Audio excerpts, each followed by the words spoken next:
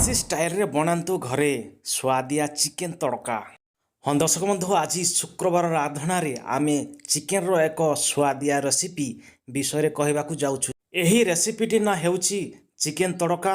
ଏହି ରେସିପିକୁ ବନାଇବାକୁ ଅତି ସହଜ ଓ ସରଳ ଅଟେ। ଏବେ ଚାଲନ୍ତୁ ଜାଣିବା ଏହାକୁ କିଭଳି ପ୍ରସ୍ତୁତ କରାଯାଏ। ତା ପୂର୍ବରୁ ଭିଡ଼ିଓକୁ ଲାଇକ୍ ଏବଂ ସେୟାର ସବସ୍କ୍ରାଇବ୍ କରନ୍ତୁ। ପ୍ରତ୍ୟେକ ଦିନ ନୂଆ ନୂଆ ବିଭିନ୍ନ ପ୍ରକାର ନ୍ୟୁଜ୍ ସହିତ ଗଭର୍ଣ୍ଣମେଣ୍ଟର ନୂଆ ନୂଆ ଯୋଜନା ଏବଂ କୁକିଂ ରିଲେଟେଡ୍ ଭିଡ଼ିଓ ଏହି ଚ୍ୟାନେଲରେ ଆପଣମାନେ ପ୍ରଥମେ ପାଇବେ।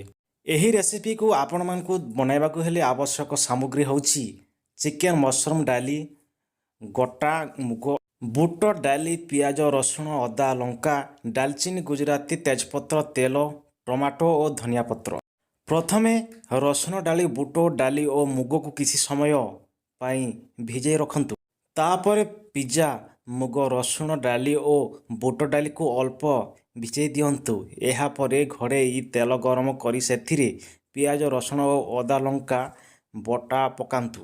ମସଲା ବାଦାମୀ ରଙ୍ଗ ହୋଇଗଲା ପରେ କଟା ଟମାଟୋ ପକାନ୍ତୁ। ଅଳ୍ପ ସମୟ ପରେ ସେଥିରେ ଚିକେନ, ହଳଦୀ ଓ ଲୁଣ ପକାଇ କଷନ୍ତୁ। କଷି ହୋଇଥିବା ପରେ ପାଣି ସହିତ ସିଝା ହୋଇଥିବା ରସୁଣ, ମୁଗ ଓ ବୁଟ ଡାଲି ପକାନ୍ତୁ। ମାଂସ ଭିଜିଯିବା ପରେ ସେଥିରେ ଡାଲଚିନି ଓ ଗୁଜୁରାତି ଗୁଣ୍ଡ ପକାନ୍ତୁ। ଏହାପରେ ମାଂସ ଓ ଡାଲିକୁ ବତୁରାଇ ଦିଅନ୍ତୁ ବା ଛୁଙ୍କ ଦିଅନ୍ତୁ। ବଘାରିବା ପାଇଁ ଫ୍ୟାନ୍ରେ ତେଲ ଗରମ କରି ସେଥିରେ କଟା ପିଆଜ ଓ ଛୋଟ ଛୋଟ କଟା ଯାଇଥିବା କଞ୍ଚା ଲଙ୍କା ପକାନ୍ତୁ। ବଘାରିବା ସାରିବା ପରେ ଏଥିରେ କଟା ଧନିଆ ପତ୍ର ପକାନ୍ତୁ। ଚୁଲିରୁ ଓହ୍ଲାଇ ଦିଅନ୍ତୁ। ଏବେ ପ୍ରସ୍ତୁତ ହୋଇଗଲା ଗରମ ଗରମ ଚିକେନ ତଡ଼କା। ଏହି ରେସିପିକୁ ରୁଟି କିମ୍ବା ନାନ୍ ସହିତ ଖାଇବା ଦେଶୀ ସୁଆଦିଆ ଲାଗିଥାଏ। ଏହା ରେସିପିକୁ ଘରେ ବନେଇ ନିଜ ଖାଆନ୍ତୁ ଓ ଘର ଲୋକଙ୍କୁ ଖୁଆନ୍ତୁ।